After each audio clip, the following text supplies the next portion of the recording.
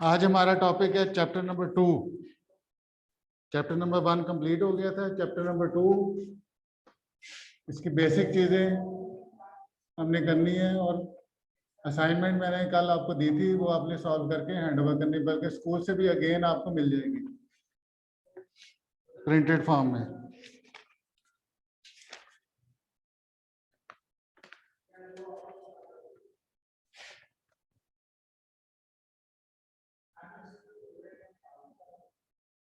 We have a quadratic equation ax square plus bx plus c equal to 0. Without solving हमें कैसे find out होगा कि इसके roots real हैं, imaginary हैं या क्या है? उसके लिए एक लफ्ज डिस्क्रिमिनेंट यूज होता है। Discriminant is equal to B square minus 4ac।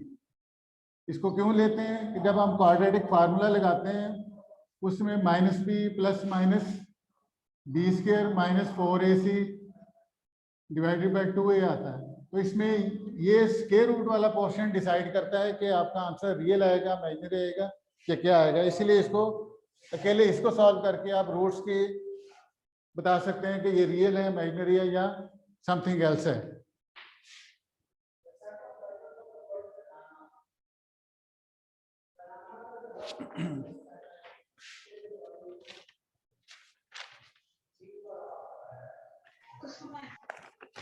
जैसे अब ये क्वेश्चन हम देखते हैं, 16x square minus 24x plus 9 equal 0। इसमें आप गौर करें, ये क्वाड्रेटिक इक्वेशन a की वैल्यू x स्क्वायर के साथ a, x के साथ b और कांस्टेंट c। तो a 16, b minus 24 and c is 9। Discriminant b square minus 4ac है और ये एक्सरसाइज हम 2.1 का बेसिक कर रहे हैं। b is minus 24 whole square minus 4 a 16 और c 9। अब इसको हम जब सॉल्व करेंगे बाय यूजिंग कैलकुलेटर तो आपके पास आंसर आएगा। अगर तो वो पॉजिटिव है तो इसका मतलब है वो रियल है। b square minus 4c 4ac, ये कंडीशन है। b square minus 4ac greater than 0। perfect square and perfect square. The roots are rational and unequal. Rational and unequal. अब हमारे पास तीन ऑप्शंस होती हैं। तीन ऑप्शंस के नंबर कोई पॉजिटिव होगा, नेगेटिव होगा या इक्वल होगा। तब अगर ग्रेटर देन है, ग्रेटर देन मतलब पॉजिटिव है और परफेक्ट स्क्वायर है। परफेक्ट स्क्वायर कैसे है कि इसका आंसर हमारे पास 49 आ जाता है, 36 आ जाता है, यानी स्क्वायर है किसी का, 7 का स्क्वायर है, 6 का स्क्वायर है, समथिंग का स्क्वायर। तो फिर हमारे पास उसको हम क्या कहेंगे, roots are rational and equal. अब अगर जी बेटा क्या इसमें B square minus 4 equal to 0 है, लेकिन परफेक्ट स्क्वायर नहीं है। यहाँ पे एक कंडीशन थी परफेक्ट स्क्वायर की, यहाँ पे नॉट परफेक्ट स्क्वायर। तो रूट्स क्या हो जाएंगे, irrational and unequal. Irrational and unequal, roots are irrational and unequal. यहाँ पे परफेक्ट स्क्वायर में क्या आया था, रैशनल एंड इक्वल, और परफेक्ट स्क्वायर नहीं है, लेकिन क्या हो जाएगा, इररेशनल एंड अनइक्वल। सिमिलरली अगर इक्वल टू 0 आ जाए answer, B square minus 4ac 0 आ जाए तो रूट्स आर यही rational and equal. Greater then 0 के लिए कि रूट्स आर रैशनल इक्वल, अगर इक्वल टू 0 तो वो भी रैशनल इक्वल। लेकिन अगर नेगेटिव आंसर आ जाए तो इसका मतलब है नेगेटिव का स्क्वायर रूट क्या होता है, वो आयोटा की शक्ल में आता है, तो वो इमेजिनरी बन जाता है। तो इसको हम क्या कहेंगे, roots are imaginary.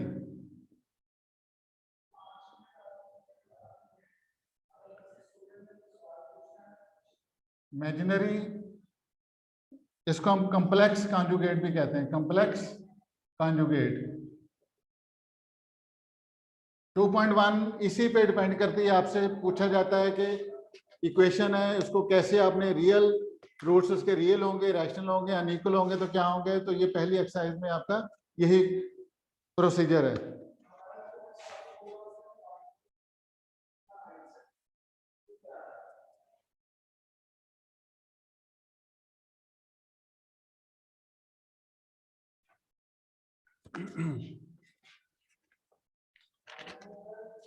Next exercise में, क्योंकि ये हमारे रिवीजन के तौर पे, इसलिए इसमें अगर हम कोई भी एक टर्म यूज होती है ओमेगा, ओमेगा स्क्वायर, ये क्या है, इमेजिनरी रूट्स हैं। ओमेगा किसके इक्वल है, omega is cube root of unity. Unity क्या, 1 के क्यूब रूट्स बनते हैं आपके पास 1 ओमेगा और ओमेगा स्क्वायर। तो ओमेगा क्या है, -1 और प्लस -3 स्क्वायर रूट ओवर 2, और ओमेगा स्क्वायर क्या है, माइनस बाहर -3 स्क्वायर रूट ओवर 2। ये हमारे पास ओमेगा और ओमेगा स्क्वायर है। इसके जरिए आपने एक्सरसाइज 2.2 सॉल्व करनी है। कौन कौन से इसके पार्ट्स हैं, ओमेगा, जैसे आप देख लें ओमेगा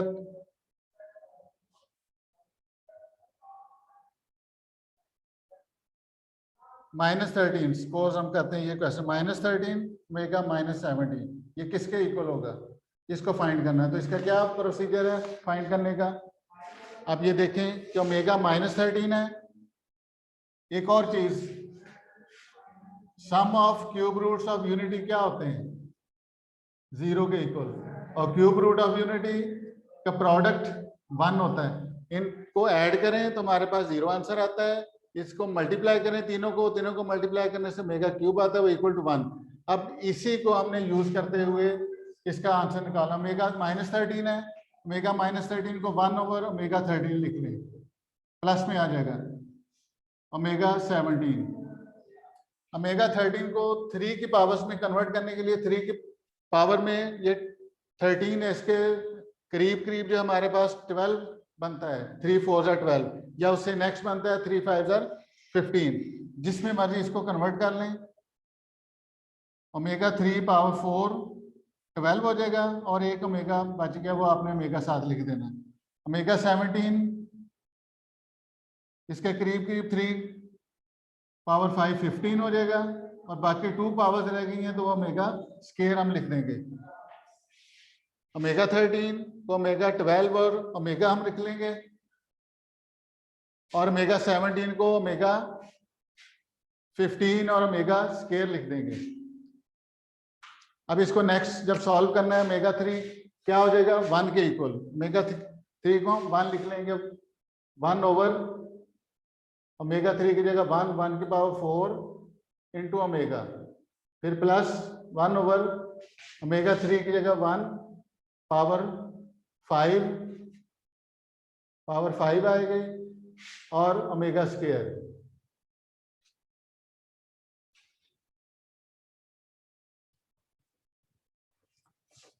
नेक्स्ट इसको सॉल्व करेंगे, 1 की पावर 4 1 नहीं होती, 1 इंटू ओमेगा ओमेगा, और 1 ओवर ओमेगा स्क्वायर। ये हमारे पास 1 की पावर 4 1 आ गया, ओमेगा वैसे आ गया, ओमेगा यहाँ ओमेगा स्क्वायर आ गया, 1 over omega plus 1 over omega square. तो इसका एलसीएम लेंगे, क्योंकि ये फ्रैक्शन है तो इसका हम एलसीएम लेंगे। एलसीएम में क्या होगा, ओमेगा और omega square LCM, we get omega square, there we will find omega plus 1। Again अगर आप इसको चेक करना चाहें तो ओमेगा प्लस 1 क्या होता है, हमने ये यहाँ पे किया है 1 प्लस ओमेगा स्क्वायर, तो यहाँ से ओमेगा प्लस 1 क्या बच जाएगा, ये ओमेगा प्लस 1 ये माइनस ओमेगा स्क्वायर के इक्वल आ जाएगा, तो इसको हम माइनस ओमेगा स्क्वायर लिखेंगे, minus omega square over omega square, तो ये दोनों कट के -1 आ जाएगा।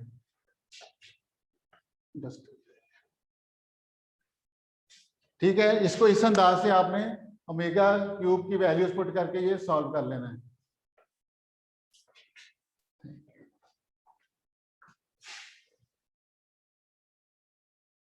ये तो था हमारा 2.2 में जो बेसिक चीज है वो ओमेगा मेगा स्केयर और 1 की वैल्यूज आपको बताई हैं। इसको यूज करते हुए हमने क्वेश्चन सॉल्व कर लिया है।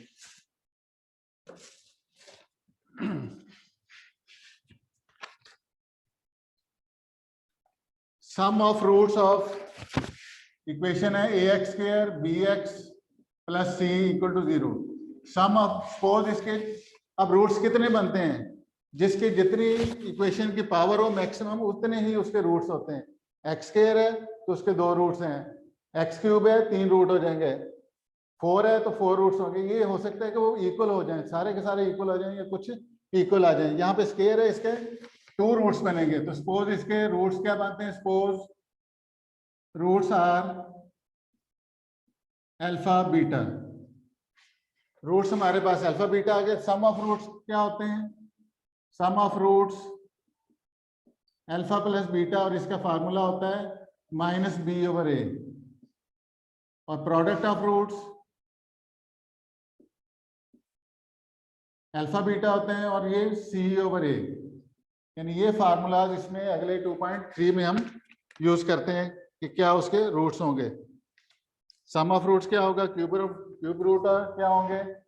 और इसके बाद हमारे पास है कि अगर आपको सम और प्रोडक्ट दिया हुआ है, आपको सम की वैल्यू दी हुई है और प्रोडक्ट दी हुई है, प्रोडक्ट, तो इसको यूज करते हुए इक्वेशन भी हम बना सकते हैं। सम एस प्रोडक्ट पी, तो इक्वेशन क्या होगी, X square minus S X plus P is equal to 0। ये दोनों एक दूसरे के ऑपोजिट हैं। यहाँ पे हमें इक्वेशन दी है, हम सम और प्रोडक्ट निकाल रहे हैं। अगर सम और प्रोडक्ट दिया है तो उसकी इक्वेशन फाइंड करने का ये मेथड है, X square minus S X plus P equal to 0।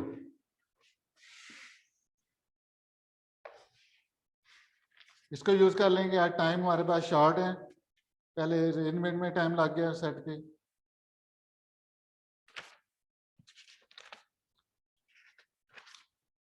इसके बाद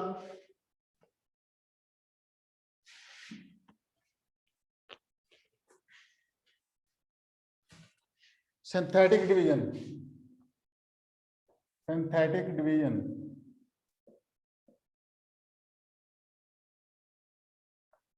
जिस तरह हम फैक्टराइजेशन करते हैं, कुछ और फॉर्म यूज करते हुए रूट्स निकालते हैं, इसी तरह सिंथेटिक डिवीजन भी एक तरीका है रूट्स फाइंड करने का।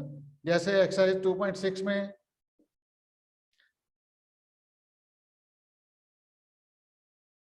क्वेश्चन नंबर 5, इसका पार्ट नंबर 2 करते हैं। 2 या 1 कर लेते हैं जिससे आपको क्लियर होगा मसला। इसके बताया 1 and 3 are roots of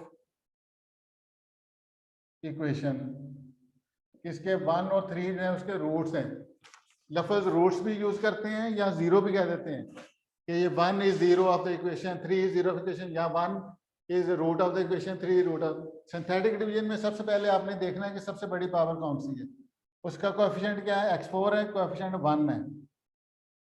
next इसके बाद x4 के बाद x क्यूब आना चाहिए, वो आपने चेक करना है उधर x क्यूब है तो उसका लिख लेना है, नहीं तो फिर अगर नहीं है तो उसकी जगह 0 कोएफिशिएंट आ जाएगा।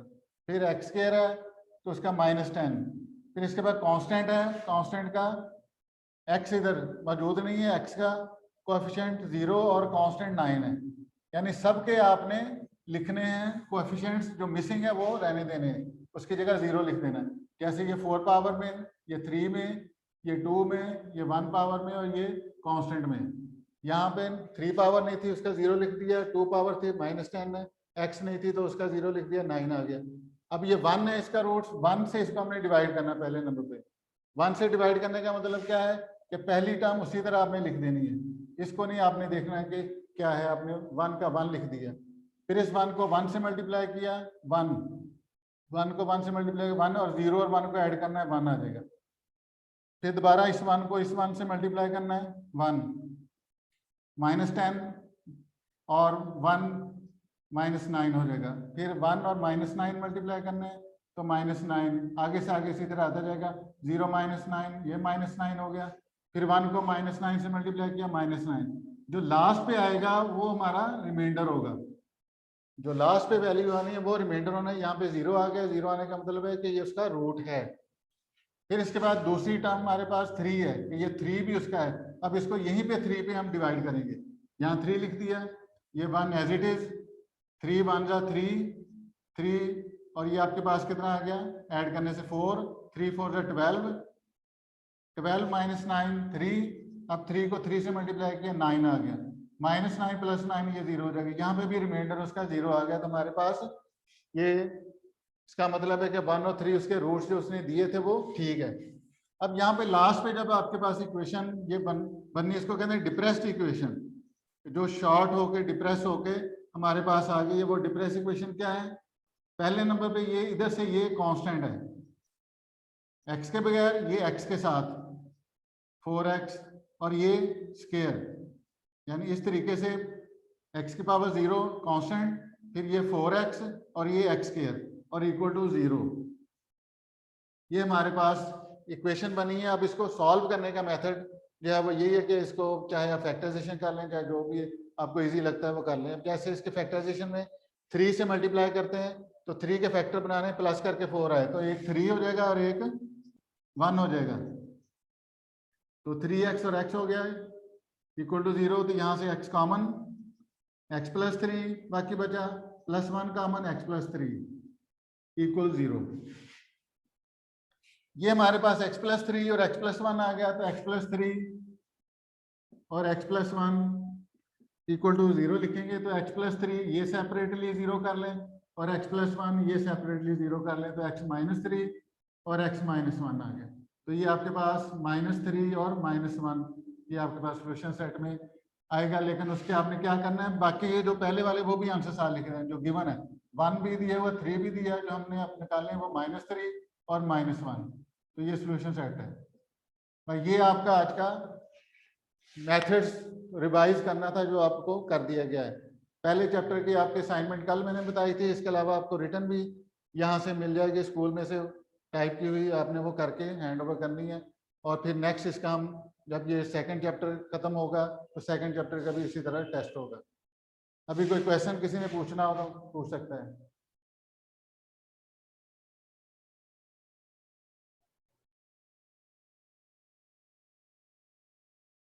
जी बेटा, किसी ने क्वेश्चन पूछना हो?